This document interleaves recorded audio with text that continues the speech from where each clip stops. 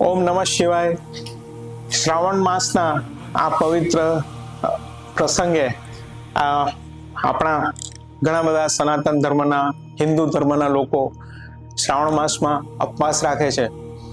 તો ઘણા બધા મને આવીને પૂછે છે કે શ્રાવણ માસમાં ઉપવાસ કરીએ છીએ તો એક્સરસાઇઝ થાય? તો હું એમને એટલું કહીશ કે એક્સરસાઇઝ કરો, પણ બહુ જ વિગરસ એક્સરસાઇઝ જે તમે રૂટીનલી કરતા હો, બહુ વિગરસ વેઇટ લિફ્ટિંગ જે તમે રૂટીનલી કરતા હો, તમે મેરેથોન દોડતા હો, તો પ્લીઝ શ્રાવણ માસમાં એ એવોઇડ કરજો. કારણ કે જો તમે ઉપવાસ રાખતા હોય, તમારી કેલરી ઇન્ટેક ઓછો થતો હોય, અને if you do very vigorous exercises કે મેરેથોન રન કરો, it is not going to help you.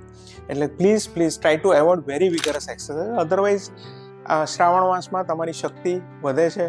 તમારો સ્વાસ્થ્યની ઉન્નતિ માટે તમે ઉપવાસ કરો અથવા ખાવાનું નજીવું રાખો તો તમારા હેલ્થને ફાયદો જ થવાનો છે.